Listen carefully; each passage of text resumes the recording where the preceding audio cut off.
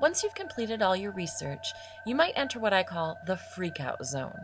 Surrounded by pages and pages of seemingly unrelated material and having to make sense of it all in an interesting speech feels overwhelming at best. So I've created a way to take that mess of information and organize it in a way that suddenly the flow of your speech becomes obvious and, more importantly, easy to develop.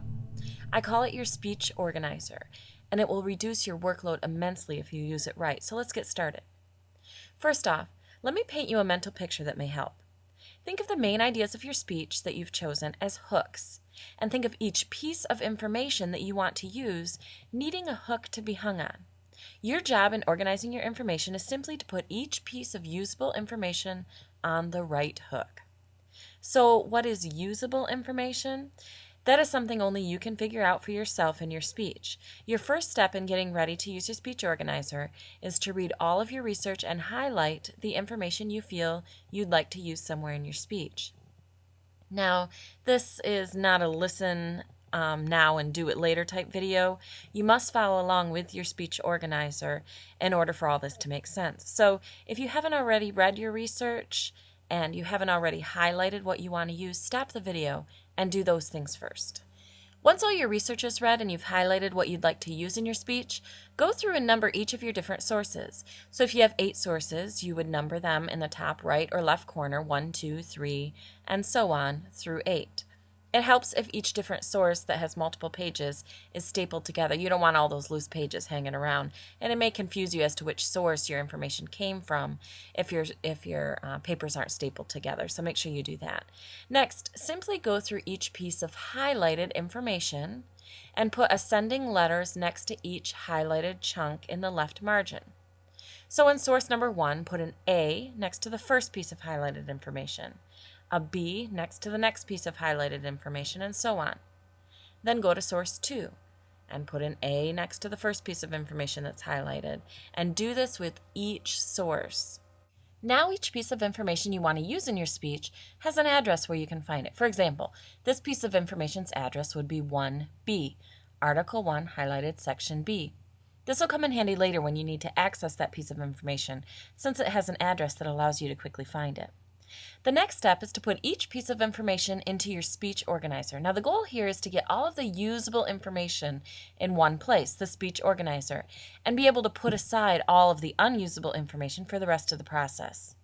So remember back to our hook illustration?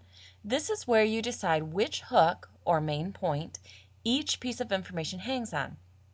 You should have your 3 main points listed on the corresponding pages of your speech organizer, and you simply decide, okay, 1A. Should that be used in my first main point, my second main point, or my third main point? Or is it something that maybe I want to incorporate into my introduction or my conclusion? Once you've decided, write the address on the corresponding page. Now, for illustration's sake, let's say that piece of information fit best under your second main point. You would write the address there, and then would follow the address with a brief description of what that piece of information is about, so that you can make sense of each piece of information in your speech organizer when you're done. Now, do not just write down the addresses in your speech organizer without any brief description. This will just give you a booklet full of meaningless numbers and will double your work time and effort. Also, do not follow the address with a long description by copying all the information from the article or from the source. Remember, this speech organizer method is meant to reduce your workload. Writing everything down will just add to your workload. All you need is a brief description or reminder so that you can make sense of that later. One nice thing about the speech organizer is that it lets you know if your speech is balanced.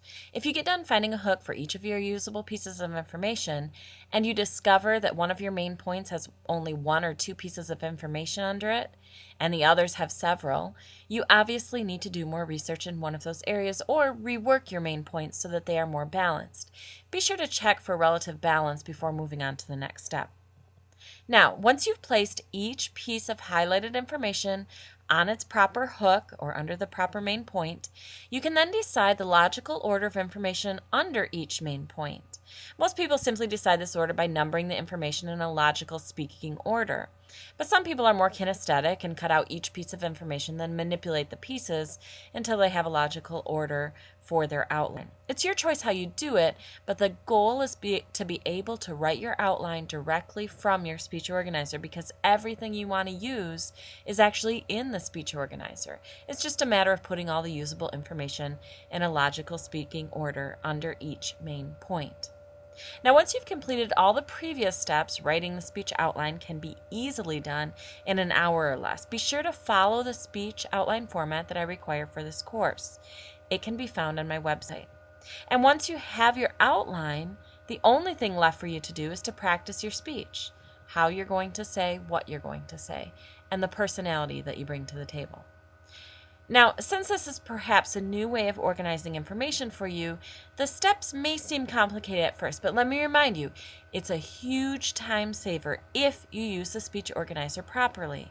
In fact, I've been teaching speech for more than a decade, and in that time I've had many students come back to me, including college students, to ask for a speech organizer in order to assist them in writing papers and speeches after my class in high school.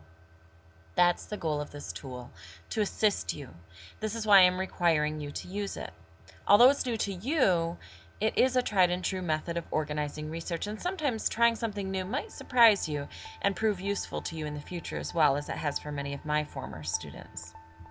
Good luck as you work through organizing your information for your speech.